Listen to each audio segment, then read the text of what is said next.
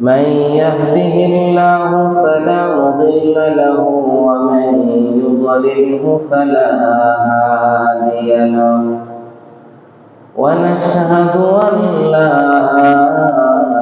إله إلا الله وحده لا شريك له ونشهد أن سيدنا ومولانا محمدا عبده ورسوله الذي أرسله بالحق بشيرا ونذيرا وداعيا إلى الله بإذنه وسراجا منيرا أما بعد فأعوذ بالله من الشيطان الرجيم بسم الله الرحمن الرحيم قد أفلح من تزكى وذكر اسم ربه فصلى بل تؤثرون الحياة الدنيا والآخرة خير وأبقى إن هذا لفي الصحف الأولى صحف إبراهيم وموسى آمنت بالله صدق الله مولانا العظيم وصدق رسوله النبي الكريم ونحن على ذلك لمن الشاهدين والشاكرين والحمد لله رب العالمين সকলে মহব্বতের সাথে দুরূদ ইব্রাহিম পাঠ করুন اللهم صل على محمد وعلى آل محمد كما صليت على إبراهيم وعلى آل إبراهيم إنك حميد مجيد اللهم بارك على محمد وعلى آل محمد كما باركت على إبراهيم وعلى آل إبراهيم إنك حميد مجيد الحمد لله মহান আল্লাহ রাব্বুল আলামিনের দরবারে লক্ষ কোটি শুকরিয়া আদায় করছি যিনি আমাদেরকে পবিত্র ঈদুল ফিতরের দিন ঈদুল ফিতরের নামাজ আদায় করার লক্ষ্যে ঈদগাহের ময়দানে একত্রিত হবার তৌফিক দান করেছেন সেজন্য সকলেই শুকরিয়া আদায় করি বলি আলহামদুলিল্লাহ। সম্মানিত হাজিরিন, আল্লাহ রাব্বুল আলামিনের কত বড় নিয়ামত। আল্লাহ রাব্বুল আলামিন আমাদেরকে সুদীর্ঘ 30 দিন রমজান শরীফের রোজা রাখার তৌফিক দান করে ঈদুল ফিতরের দিনে একত্রিত হবার তৌফিক দান করেছেন। গত বছর এমনও হয়েছিল যারা হয়তো ঈদের নামাজে উপস্থিত ছিলেন, কিন্তু তাদের কারো কারো এমন হয়েছে রমজান মাস পাওয়ার আগেই তারা দুনিয়া থেকে চলে গেছে। এমনও অনেকে আছে যারা রমজান মাসের মাঝখানে দুনিয়া থেকে চলে গেছে। আবার এমনও অনেকে আছেন যারা রমজান মাসের শেষের দিকে দুনিয়া থেকে চলে গেছে। কিন্তু আল্লাহ রাব্বুল আলামিনের কত বড় মেহেরবানি, আল্লাহ রাব্বুল আলামিন আমাদেরকে এই রমজান পর্যন্ত হায়াতকে দীর্ঘায়িত রেখে পূর্ণাঙ্গ রমজান মাস রোজা রেখে আল্লাহ রাব্বুল আলামিন এই রোজার পুরস্কার নেবার জন্য ঈদুল ফিতরের ঈদগাহের ময়দানে আমাদেরকে আসার তৌফিক দান করেছেন। এজন্য সকলেই শুকরিয়া আদায় করি, বলি আলহামদুলিল্লাহ। একটি বছর কিংবা একটি রমজান মাস বেশি পাওয়া, এটি কত বড় নিয়ামত। আমি আপনাদেরকে দুইজন সাহাবীর ঘটনা উল্লেখ করব। দুইজন সাহাবী একসঙ্গে ইসলাম গ্রহণ করেছিলেন। দুইজন সাহাবী একসঙ্গে জিহাদের ময়দানে শরীক হয়েছেন। এই দুইজন সাহাবীর মধ্য হতে একজন সাহাবী ওই জিহাদের ময়দানে যুদ্ধ করতে করতে শহীদ হয়েছে, আর একজন সাহাবী শহীদ হন নাই। তিনি জিহাদের ময়দান থেকে গাজী হয়ে ফিরে এসেছেন। এরপরে 1 বছর পর স্বাভাবিক মৃত্যু তার হয়েছে। 1 বছর পর যখন এই সাহাবীর স্বাভাবিক মৃত্যু হয়েছে, এরপরে আরেকজন সাহাবী তাদের দুইজনকে স্বপ্নে দেখেছেন।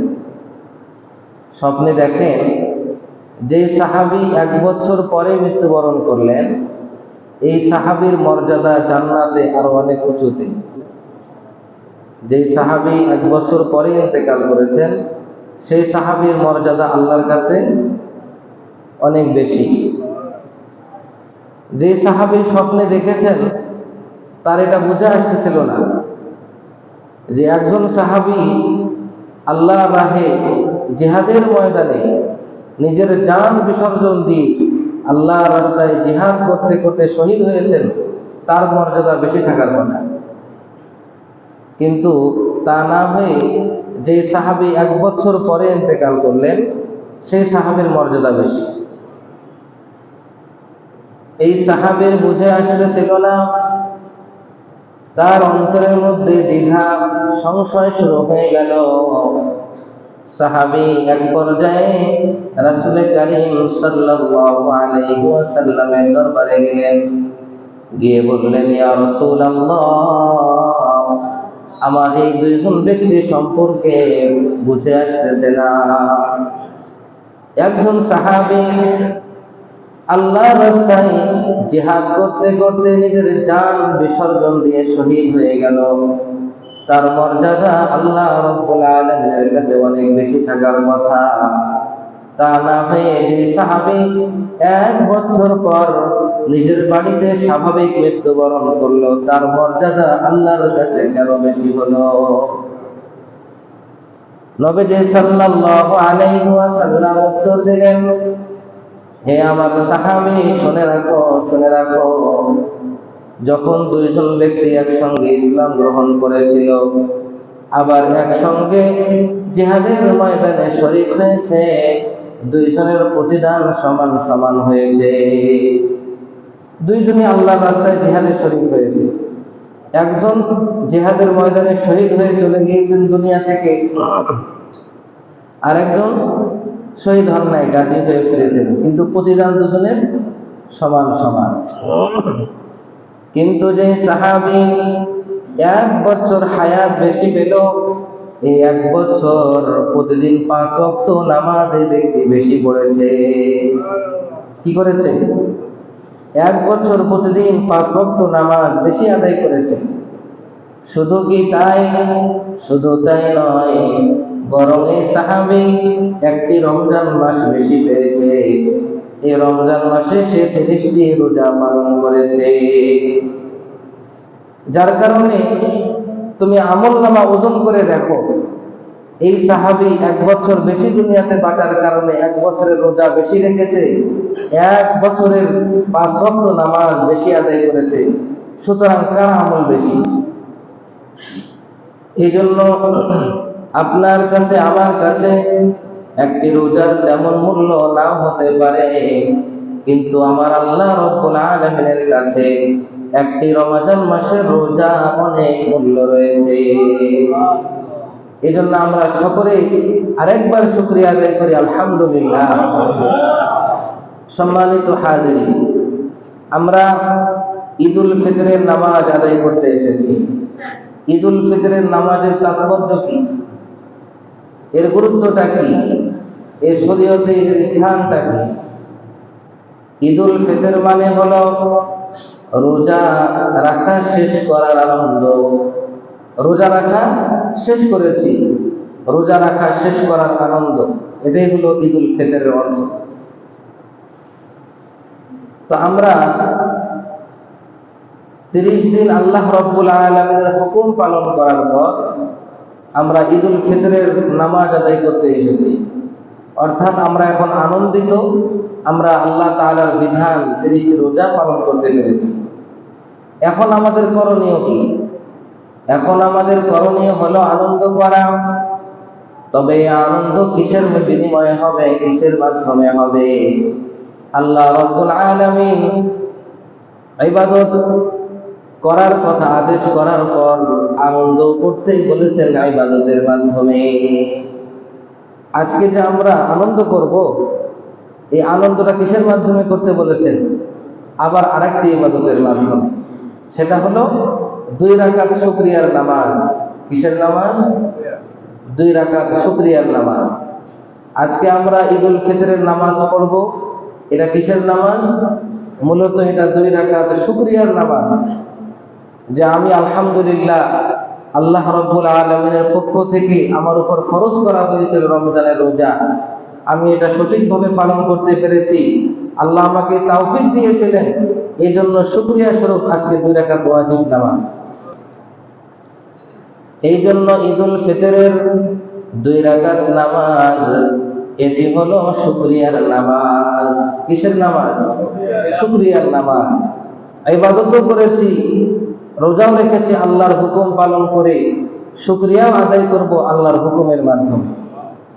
এর মাধ্যমে কি বোঝা যায়? এর মাধ্যমে বোঝা যায় মুসলমান কিংবা প্রকৃত মুমিনের আনন্দ আল্লাহ রাব্বুল আলামিনের বিধানের বাহিরে হতে পারে না। আল্লাহ রাব্বুল আলামিনের বিধান পালন করার মধ্যেই মুসলমানের আনন্দ, আল্লাহর হুকুম পালন করার মধ্যেই মুসলমানের আনন্দ। যে যত বেশি ইবাদত করতে পারবে, ইবাদত করতে ভালো লাগবে, বুঝতে হবে তার ভিতরে ঈমান আছে। আর যার কাছে ইবাদত করতে ভালো লাগবে না, বুঝতে হবে তার ভিতরে নিফাক আছে, নিফাক, মুনাফিকের বৈশিষ্ট্য আছে। আমরা অনেকেই ঈদুল ফিতরের এই তাৎপর্য বর্ণনা করতে গিয়ে বলে থাকি যে ঈদুল ফিতরের দিন সকল মুসলমানের মধ্যে ঐক্যের দিন, সকল মুসলমান ভাই ভাই, সকল মুসলমান পরস্পর একে অপরের সঙ্গে দেখা হবে, সাক্ষাৎ হবে, মুসাফা মুআনাকা হবে, মিল মহব্বত হবে, ভ্রাতৃত্ব সৃষ্টি হবে, মুসলমানদের মাঝে একতা তৈরি হবে। ঠিক আছে, এরকম একতা, এরকম মিলামেশা, গরিব ধনী এক কাতারে দাঁড়ানো, এটি আল্লাহ তাআলা প্রতিদিন আমাদের উপর ফরজ করেছে। প্রতিদিন 5 ওয়াক্ত নামাজে ধনী গরিব, রাজা প্রজা সকলে এক কাতারে দাঁড়ায়, জুমার দিনেও সকলে এক কাতারে দাঁড়ায়। কিন্তু ঈদুল ফিতরের তাৎপর্য কি? ঈদুল ফিতরের তাৎপর্য হলো 30 দিন আল্লাহর হুকুম পালন করতে পেরেছি, আল্লাহর তৌফিকেই সম্ভব হয়েছে। আজকে আমি খোদার শুকরিয়া স্বরূপ 2 রাকাত নামাজ পড়তে এসেছি। তো যেটা বলতেছিলাম, মুসলমানদের আনন্দ হবে ইবাদতের মাধ্যমে, আল্লাহর বিধানের বাহিরে নয়। যদি কোনো মুসলমানের এমন হয় ইবাদত করতে ভালো লাগে না, বুঝতে হবে তার ভিতরে নিফাকের আলামত আছে। কিসের আলামত? নিফাকের আলামত। পবিত্র কালামুল্লাহ শরীফ থেকে আমি আপনাদেরকে বলি, قال الله تبارك وتعالى فرح المخلفون بمقعدهم خلاف رسول الله أن يكرهوا فرح المخلفون, যারা নবীজি সাল্লাল্লাহু আলাইহি ওয়াসাল্লাম জিহাদে চলে যাওয়ার পরে মদিনাতে বসে থাকার উপরে যারা সন্তুষ্ট হয়েছে, খুশি হয়েছে। وَكَرِهُوا أَن يُجَاهِدُوا بِأَمْوَالِهِمْ وَأَنفُسِهِمْ فِي سَبِيلِ اللَّهِ, এবং যারা আল্লাহর রাহে নিজের জান এবং মাল দিয়ে জিহাদ করতে অপছন্দ করেছে। তাহলে মুনাফিক কারা? এখানে আল্লাহ রাব্বুল আলামিন বললেন তাবুকের যুদ্ধের কথা। বড় ভয়ানক গরমের দিন, এই সময় অত্যন্ত মদিনাতে টাকা পয়সার দুর্ভিক্ষ পড়েছিল, আবার গরমের দিন, ওদিকে আবার খেজুর গাছের খেজুর মৌসুমি ফল গাছে পাকতেছে, কিছুদিন পর ফল পাড়তে হবে। এমতো অবস্থায় তাবুকের যুদ্ধে কে যেতে চায়? অত্যন্ত গরম। মুমিনরা চলে গেল, কিন্তু মুনাফিকরা চলে গেল না। নবীজি চলে যাওয়ার পরে তারা খুশি, বরং তারা কি করলো? ওয়াকারিহু আইয়ুজাহিদু বিআমওয়ালিহিম ওয়া আনফুসিহিম ফি সাবিলিল্লাহ, আল্লাহর রাহে জান মাল দিয়ে জিহাদ করাকে তারা অপছন্দ করল। শুধু কি তাই, বরং তারা অন্যান্য সাহাবা আজমাইনদেরকে বলতো ওয়াকালু লা তানফিরু ফিল হার, লা তানফিরু ফিল হার, এই তীব্র গরমের মৌসুমে তোমরা আল্লাহর রাস্তায় জিহাদে যাও না। আল্লাহ রাব্বুল আলামিন তাদেরকে লক্ষ্য করে বলেন, হে নবী আপনি তাদেরকে বলে দিন কুল নারু জাহান্নামা আশাদ্দু হাররা লাউ কানু ইয়াফকাহুন, হে নবী আপনি তাদেরকে বলে দিন জাহান্নামের আগুন এর চেয়েও বড় তীব্র গরম। আশাদ্দু হাররা, দুনিয়ার গরম আর কি গরম, জাহান্নামের গরম এর চেয়েও বেশি গরম। লাউ কানু ইয়াফকাহুন, যদি তোমাদের সামান্য পরিমাণ বুঝ থাকে, সামান্য পরিমাণ যদি তোমাদের বোধগম্য হয়, বুঝের ক্ষমতা থাকে, তাহলে বুঝে নিও। তার মানে আল্লাহ রাব্বুল আলামিন কি বুঝাতে চাইলেন? তোমরা যারা নবীজি সাল্লাল্লাহু আলাইহি ওয়াসাল্লাম আদেশ করলেন, জিহাদে যেতে বললেন, জিহাদে যাওয়ার জন্য ডাক দিলেন, তোমরা যারা গেলে না, না গিয়ে তোমরা খুশি হলে, শুধু তাই নয়, বরং নবীজি সাল্লাল্লাহু আলাইহি ওয়াসাল্লামের কথাকে তোমরা অমান্য করলে। নিজে তো যাও নাই, বরং অন্যান্য মানুষকেও বলেছো তোমরা এই গরমের মধ্যে যাও না। এর মাধ্যমে তোমাদের হয়েছে কি? কুল নারু জাহান্নামা আশাদ্দু হাররা, তোমরা শুনে রাখো, এই নবীর বিরোধিতা করার কারণে, আল্লাহর হুকুম পালন না করার কারণে তোমাদের জন্য জাহান্নাম অবধারিত হয়ে গেল। তোমরা দুনিয়ার এই রৌদ্রের তাপ সহ্য করতে পারতেছো না, এই রৌদ্রের তাপ থেকে দুনিয়াতে না হয় বাঁচলে, কিন্তু তোমরা আখিরাতে যেই তাপ দুনিয়ার তাপের থেকে অনেক কঠোর, অনেক কঠিন, সেটা থেকে তোমরা তো বাঁচতে পারলে না। فَلْيَضْحَكُوا قَلِيلًا وَلْيَبْكُوا كَثِيرًا جَزَاءً بِمَا كَانُوا يَكْسِبُونَ। সুতরাং দুনিয়াতে তোমরা সামান্য সময় একটু হেসে খেলে নাও, সামান্য সময় একটু আনন্দ করে নাও, কিন্তু অল্প কয়েকদিন পর তোমাদেরকে দীর্ঘস্থায়ী, দীর্ঘদিনের জন্য তোমাদেরকে কাটতে হবে।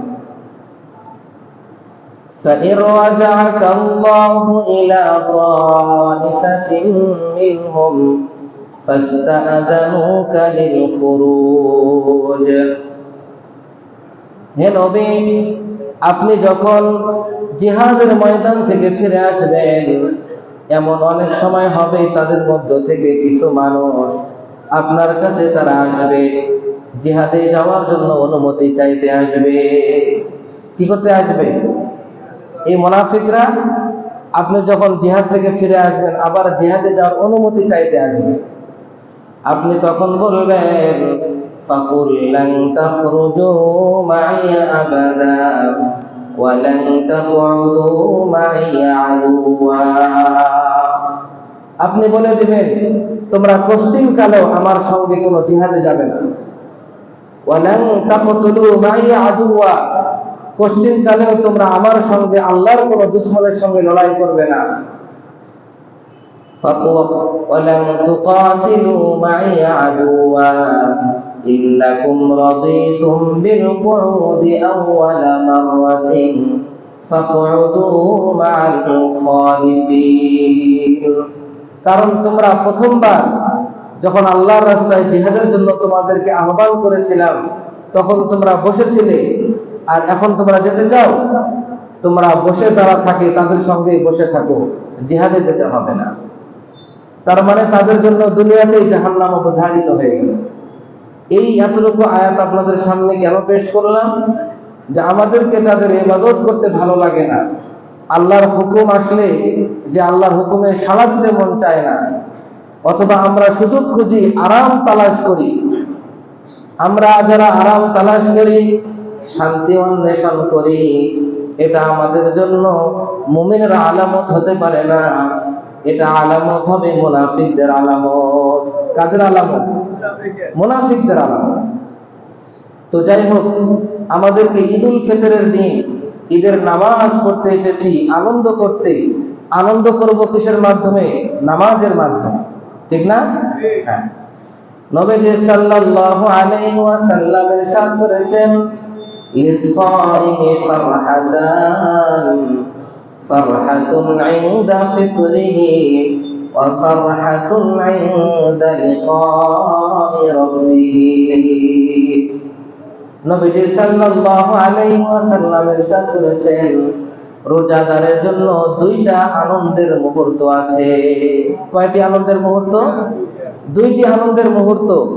একটি হলো যখন রমজানের রোজা শেষ হয়ে যাবে, সেটা ইফতারের মুহূর্তেই বলেন কিংবা আজকে ঈদের দিনে বলেন, আমাদের রোজা শেষ, আজকে আমাদের আনন্দের দিন।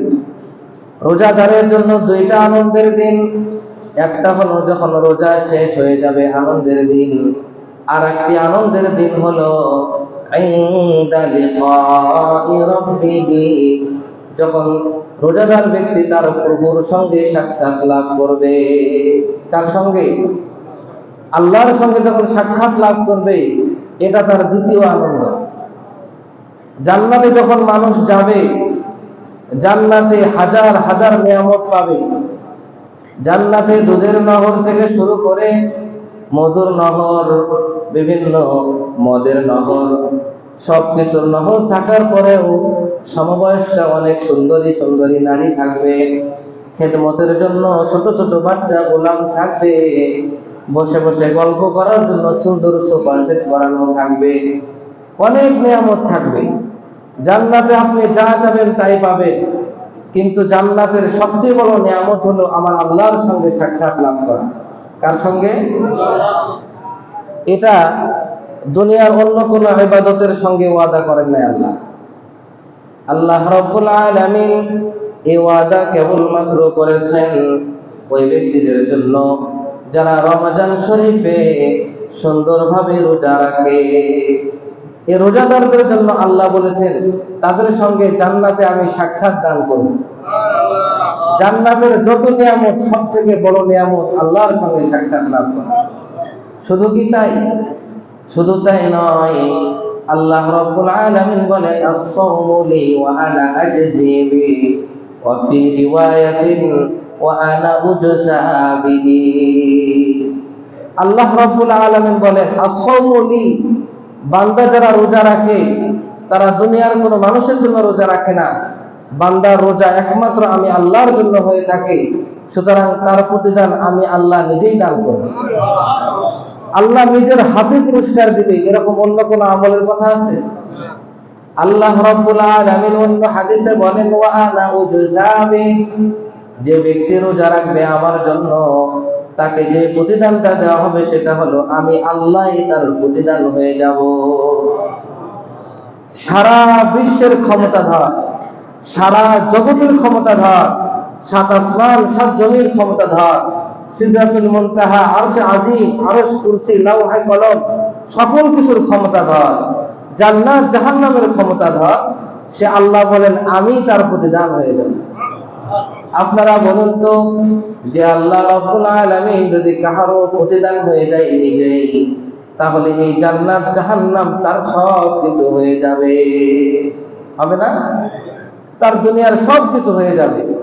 এই জন্য রমজানের রোজা আল্লাহকে পাওয়ার জন্য হয়। কাকে পাওয়ার জন্য হয়? আল্লাহকে পাওয়ার। জান্নাত জাহান্নাম তো আছে, জান্নাত তো আছে, আমি আল্লাহকে পেতে চাই এই রোজার মাধ্যমে। এখন আমাকে এই ঈদের আনন্দ করতে হবে। যেহেতু আমরা মানুষ, আমাদেরকে ঈদের আনন্দ করতে গেলে সুন্দর খাবার খেতে হয়। মানুষ খায়, এটা মানুষের চাহিদা।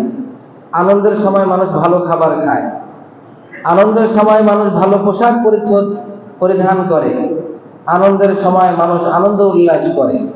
এটা শরীয়তে বাধা নাই। মহান আল্লাহ রাব্বুল আলামিন বলেন, ফিতরাতাল্লাহিল্লাতী ফাতারান নাস আলাইহা লা তাবদীলা লিখালকিল্লাহ যালিকাদ-দীনুল কাইয়্যিম। মানুষ ভালো খাবার খেতে চায়, মানুষ সুন্দর পোশাক পরতে চায়, মানুষ একটু হাসতে চায়, খেলতে চায়। ফিতরাতাল্লাহ, এটা মানুষের স্বভাব, আল্লাহ দান করেছে। এটাকে ফিতরত বলে আরবিতে। ফিতরত মানে স্বভাব।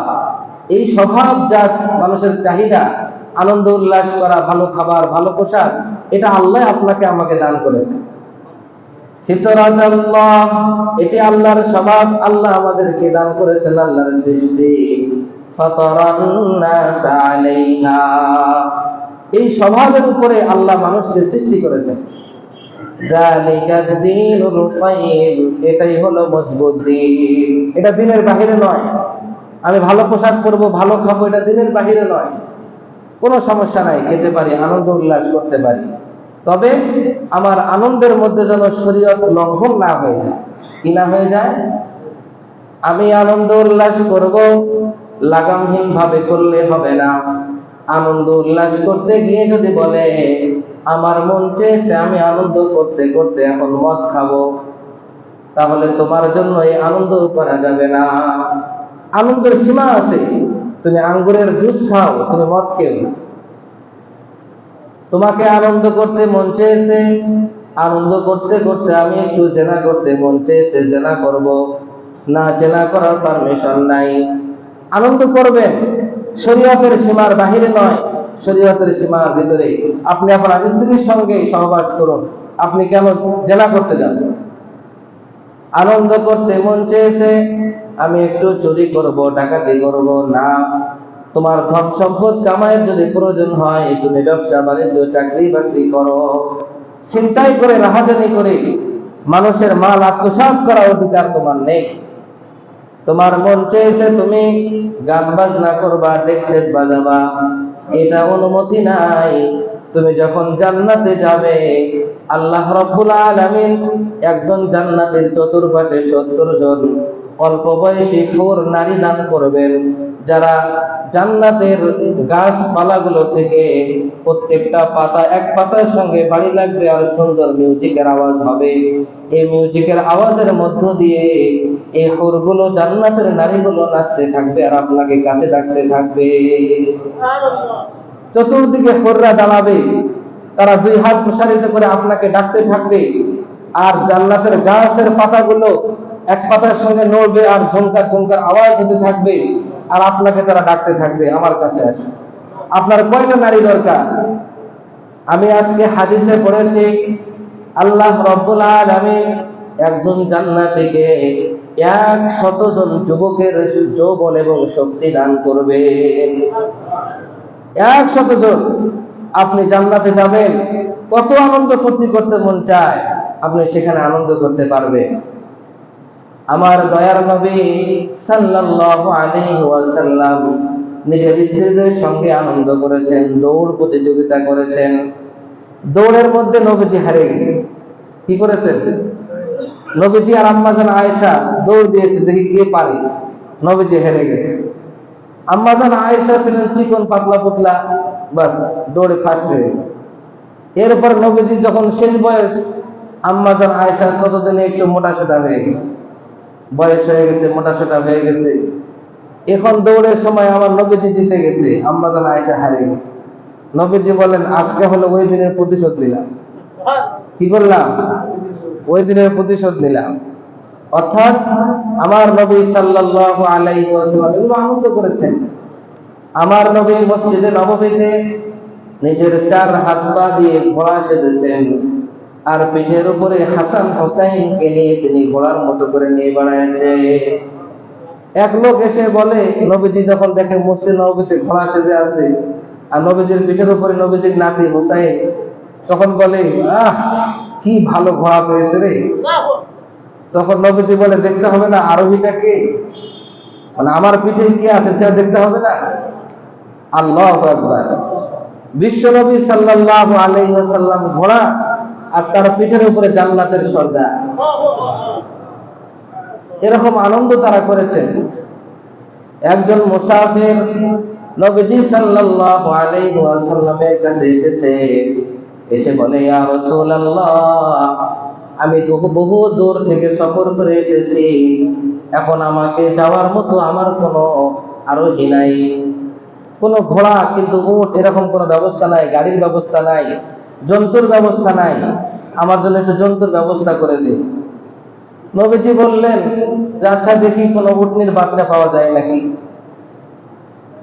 তখন এই লোক বলতেছে, উটনির বাচ্চা দিয়ে কি সফর করা যাবে, কিন্তু মানুষকে নিতে পারবে না, আমার তো সেরকম একটা উটনির দরকার যেটার পিঠে উঠে আমি আমার গন্তব্যে পৌঁছতে পারি। নবীজি সাল্লাল্লাহু আলাইহি ওয়াসাল্লাম বললেন, দুনিয়ার প্রত্যেকটা উট হলো উটনির বাচ্চাই হয়, প্রত্যেকটা উট উটনির বাচ্চাই হয়, হয় না? আর নবীজি তার সঙ্গে মজাক করেছেন, কি করেছেন, তো দেখি তোমার জন্য একটা উটনির বাচ্চার ব্যবস্থা করা যায়। আরে ভাই, যিনি উটনি সেটাও তো একটা উটনির বাচ্চাই হয়। অর্থাৎ নবীজি সাল্লাল্লাহু আলাইহি ওয়াসাল্লাম এই ধরনের রসিকতা করেছেন, আনন্দ উল্লাস করেছেন। সময় কি পার হয়ে যাচ্ছে, চলবে?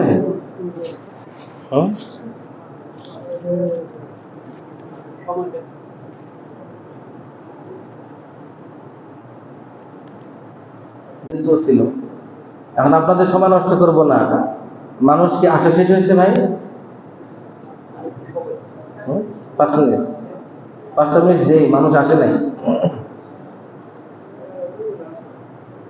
নবীজি সাল্লাল্লাহু আলাইহি ওয়াসাল্লাম ইরশাদ করেছেন, ফাইদা কানা ইয়াউমু ঈদিহিম ইয়ানি ইয়াউমা ফিতরিহিম বাহা বিহিম মালাইকাতুহু।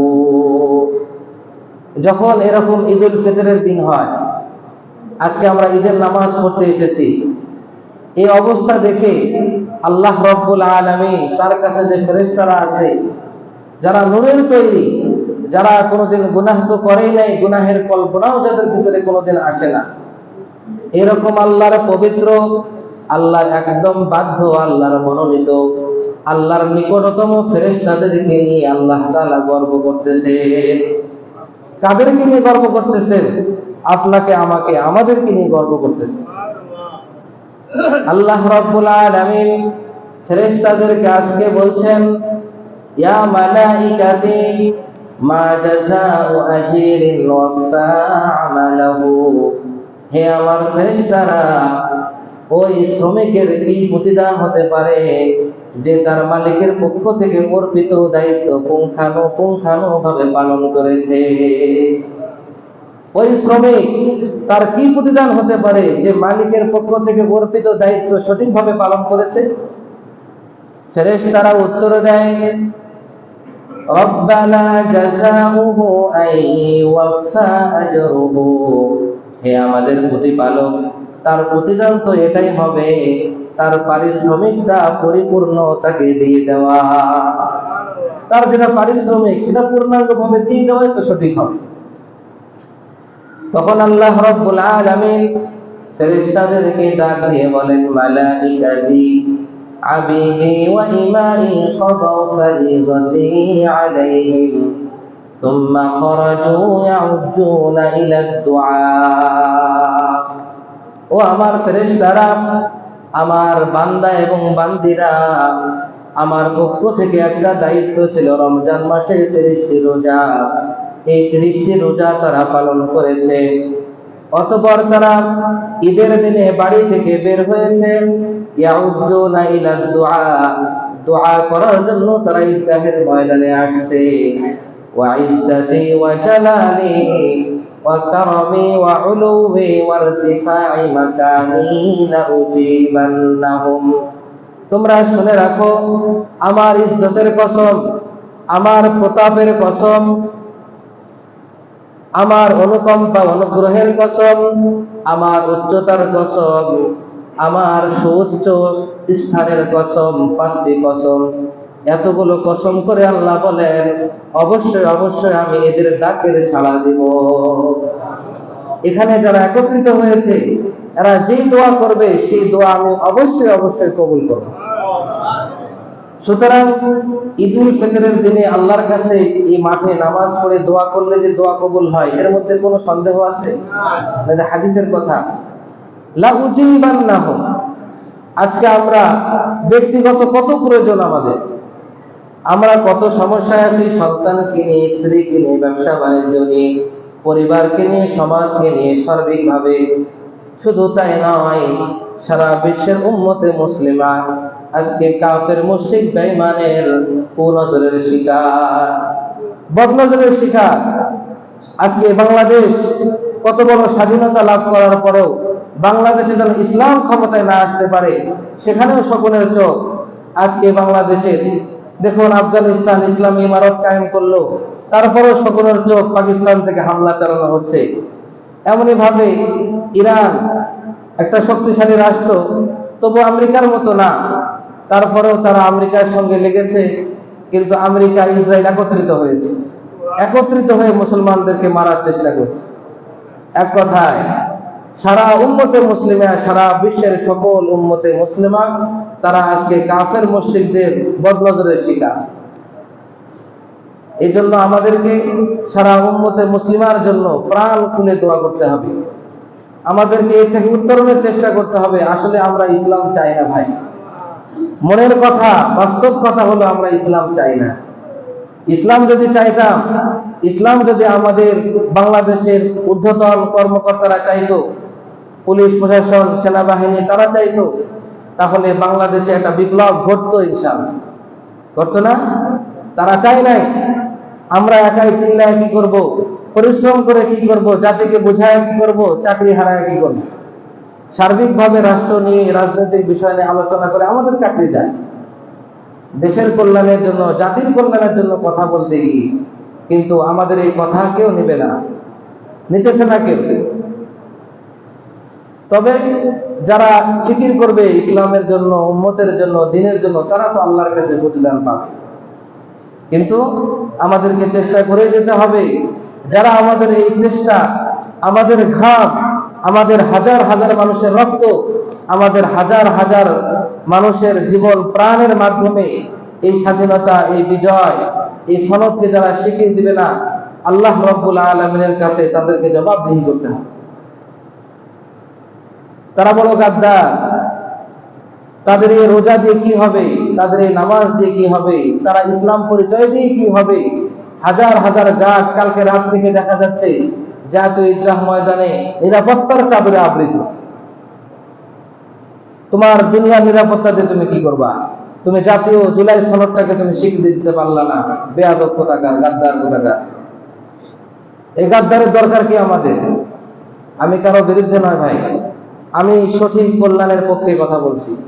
তোমার নিরাপত্তা দিয়ে কি হবে? তোমাকে জাতির প্রধান বানায় কি হবে? তোমাদেরকে ক্ষমতায় বসায় কি হবে? এটা দেশের খবর। সারা বিশ্বের সকল মুসলমানরা কেন হচ্ছে না? আজকে সৌদি সরকার এখনো পর্যন্ত কেন ইরানের পক্ষ নিতেছে না? এই বেয়াদব কেন বাহরাইনের সঙ্গে, কাতারের সঙ্গে সমঝোতা করে একত্রিত হয়ে সারা বিশ্বের সকল উম্মতে মুসলিমাকে ডেকে, সারা বিশ্বের সকল মুসলমান রাষ্ট্রগুলোর প্রধানকে ডেকে একটা ঐক্য, একটা বলয় তৈরি করত? আমাদের যুদ্ধে জয়লাভ করার মতো শক্তি নাই, এটা আমরা জানি। মুসলমানদের এত শক্তি নাই জানি, কিন্তু মুসলমানরা অস্ত্রের শক্তিতে কোনোদিন জয়লাভ করে না। মুসলমানরা বদরের যুদ্ধে 3টা তরবারি দিয়ে যুদ্ধ করেছে। হাজার বাহিনী, সশস্ত্র বাহিনী, লৌহ বর্ম পোশাক পরা বাহিনী তাদের বিরুদ্ধে যুদ্ধ করেছে। মুসলমানদের অস্ত্র শস্ত্র লাগে না জিহাদের ময়দানে জয়লাভ করতে। মুসলমানদের ঈমান লাগে, মুসলমানদের ইস্তেগফার লাগে, মুসলমানদের সারা রাত্রির কান্না লাগে। যদি কাঁদতে পারে মুসলমানদের জয় সুনিশ্চিত ইনশাআল্লাহ।